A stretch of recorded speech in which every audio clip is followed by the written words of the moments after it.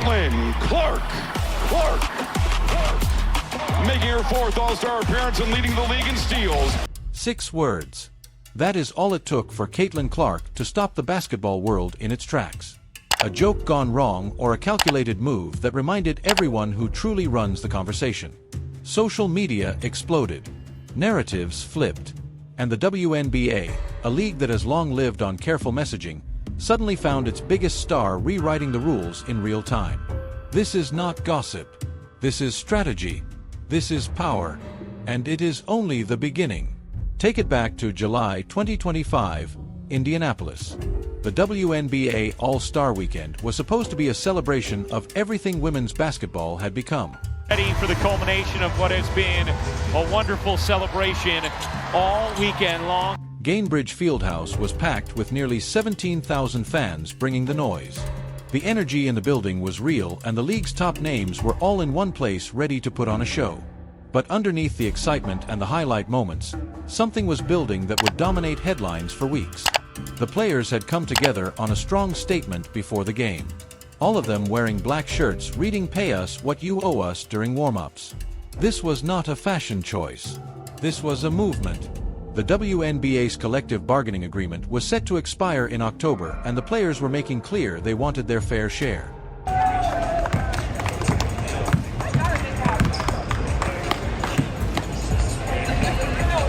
Right now, WNBA athletes take home around 9% of league revenue.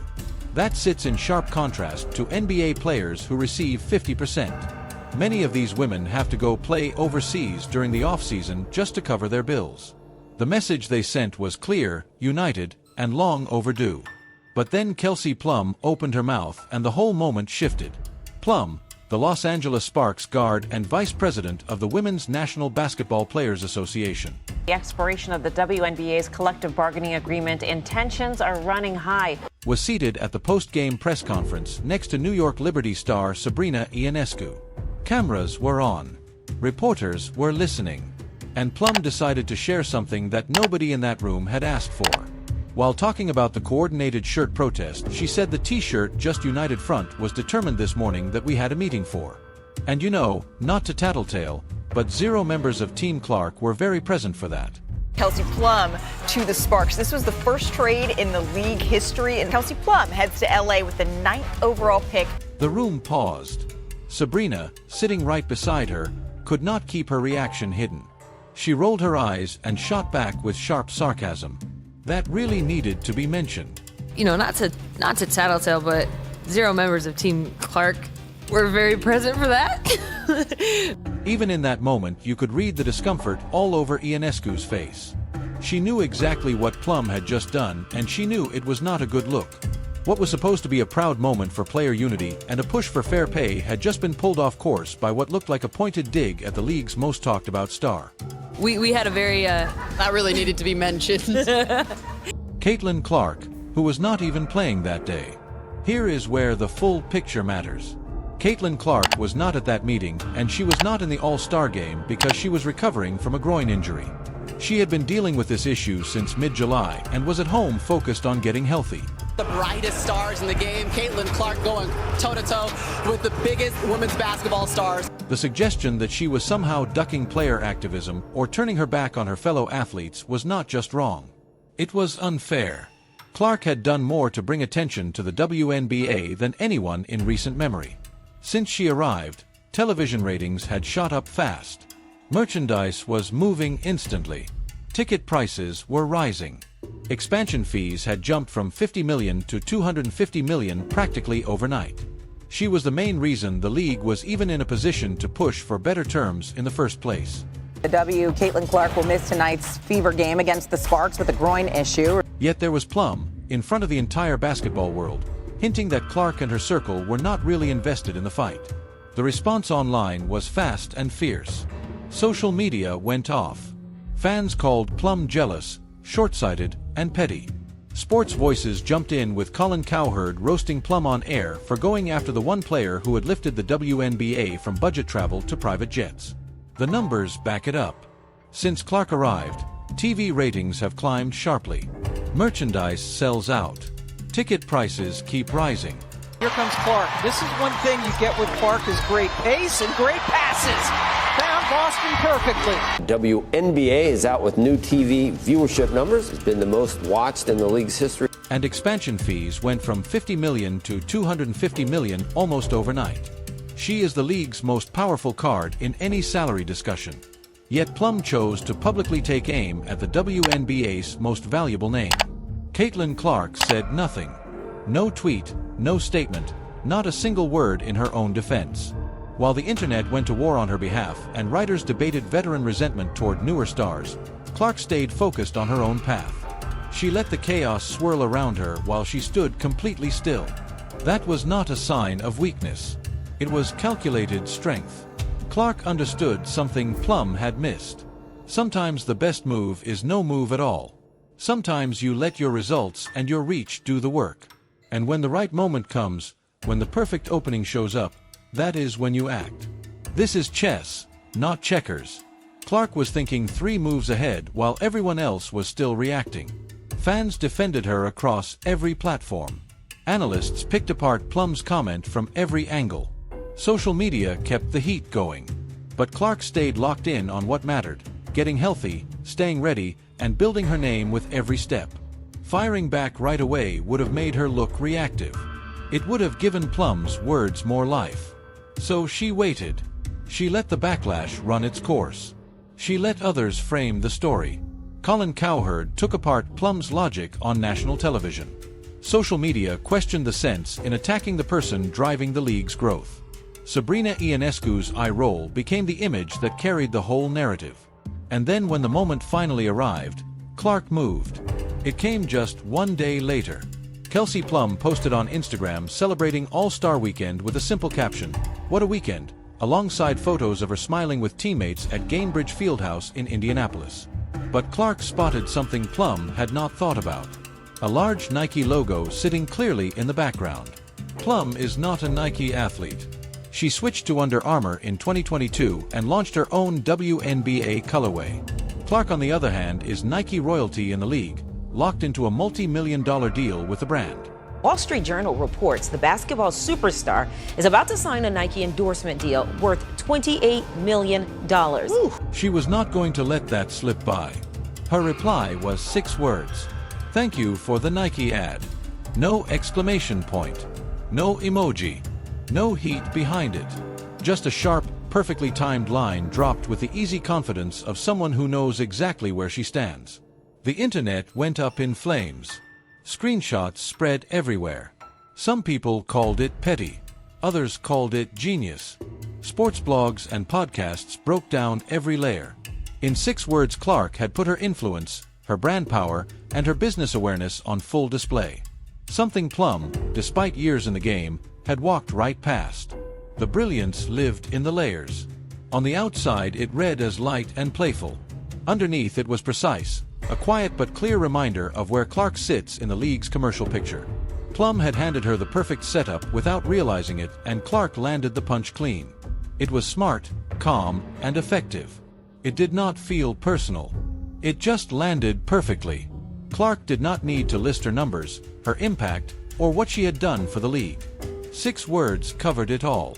Plum went quiet. No reply, no explanation, no pushback.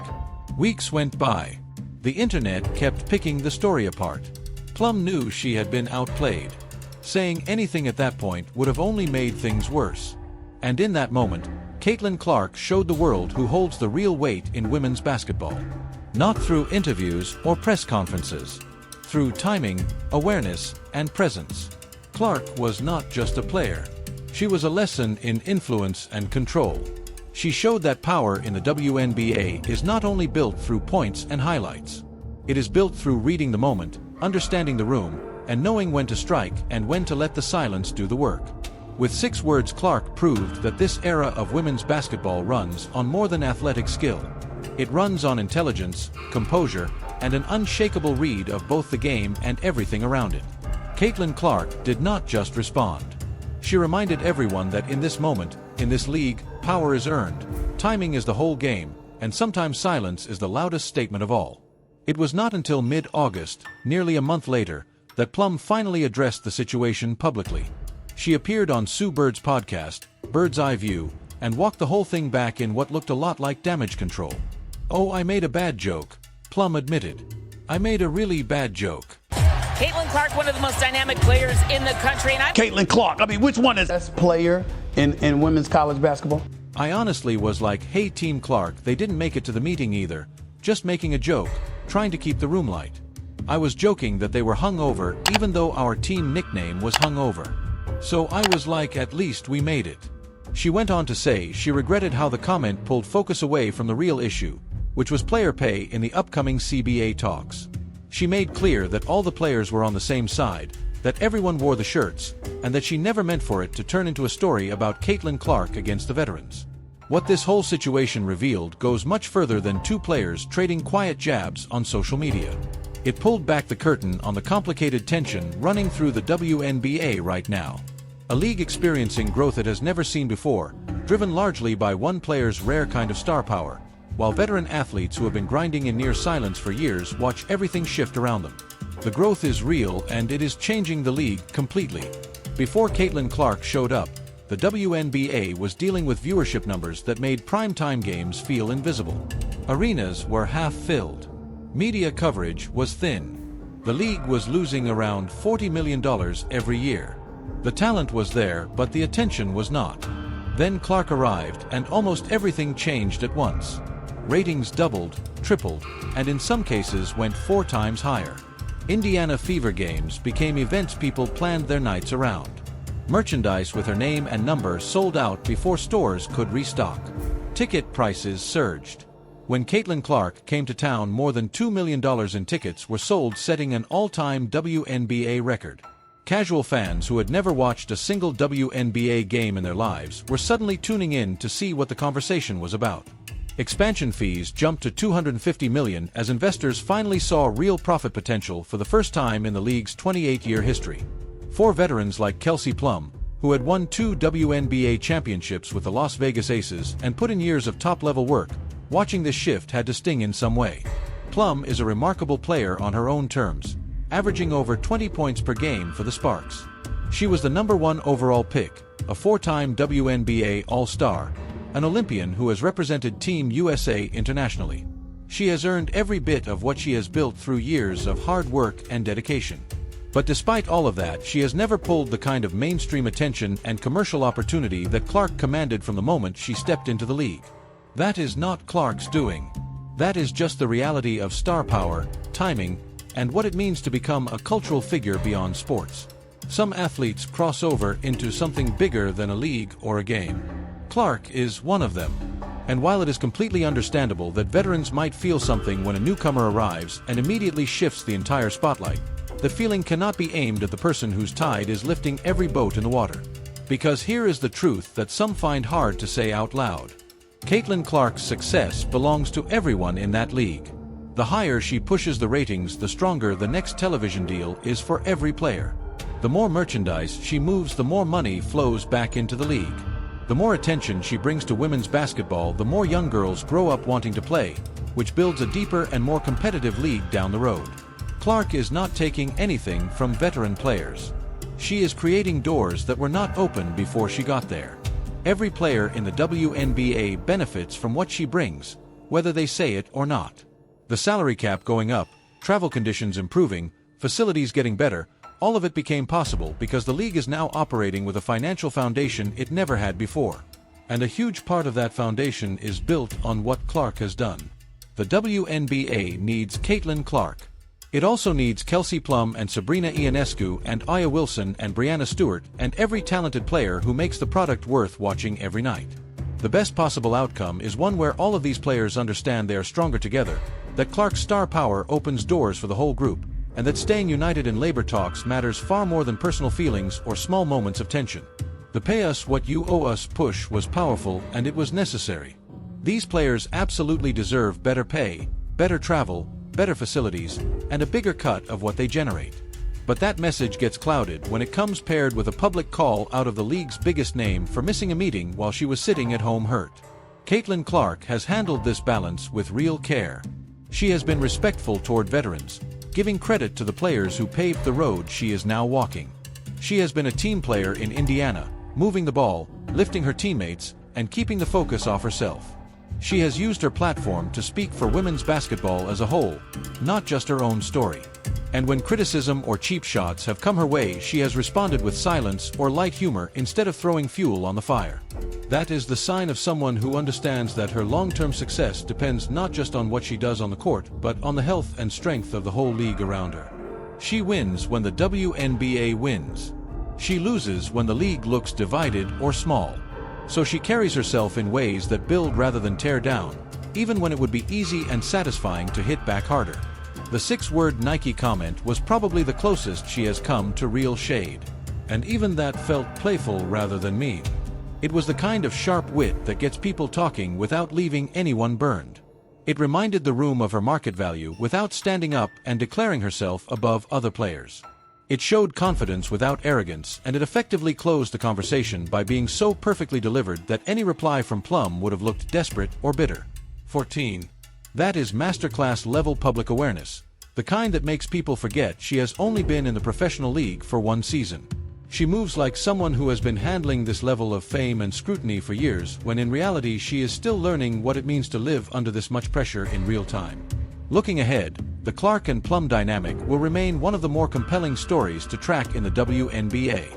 Will it grow into a real rivalry built on mutual respect, the kind that pushes both players and gives fans something to come back for every matchup? Or will it stay wrapped in the awkward tension that has defined their story so far? The answer probably lives in how both players decide to frame what comes next. If Plum can move past whatever frustration she is carrying and start seeing Clark as an ally rather than a problem, there is real potential for a positive relationship between two elite guards who could push each other to another level. If Clark keeps handling pressure with grace and quiet confidence while letting her game answer every question, she will keep winning over even the people who came in wanting her to fail. And if both players keep their eyes on basketball rather than social media moments and press conference slip-ups, the whole league comes out ahead. Indiana Fever versus Los Angeles Sparks games will be must-watch now. Fans will be glued to every possession, wondering whether extra heat follows these two onto the floor. Will Plum guard Clark with the kind of intensity she showed during All-Star Weekend? Will Clark go out of her way to make a statement with her numbers when they match up, answering everything on the court instead of online? Or will both players handle it clean, treating it like any other game while the media and fans keep hunting for drama that may not actually be there? The truth is both of them are too sharp and too focused on winning to let any of this pull their seasons off track. Clark is working to lead the Fever deep into the playoffs and show she is not just a regular season story. Plum is pushing to help rebuild the Sparks into a team that can compete for a championship after leaving Las Vegas. Neither of them can afford to let personal friction get in the way of team goals. What makes this whole situation so worth watching is that it captures a generational shift playing out live. The veterans are being asked to share space with a new star who arrived carrying more attention, more money, and more cultural weight than anyone who came before her. That is uncomfortable. It creates friction by nature. But it also opens the door for real growth, for the league and for individual players. If both sides handle it right, this could become one of those defining rivalries that fans carry with them for a long time. Bird versus Magic. Jordan versus the field. LeBron against the world. Clark versus Plum could be the story that shapes this era of women's basketball, the competition that pushes both players toward greatness while giving the sport a narrative people cannot stop following year after year. Or it could fade completely, becoming just another moment of social media noise that felt big at the time but did not really go anywhere. The difference will come down to what happens next and how two elite athletes choose to write the next part of the story. 6 words changed the whole conversation. But the real question is how the WNBA moves in a world where one player can shift attention, shape the story, and redefine what power looks like in real time. Caitlin Clark is not just playing basketball.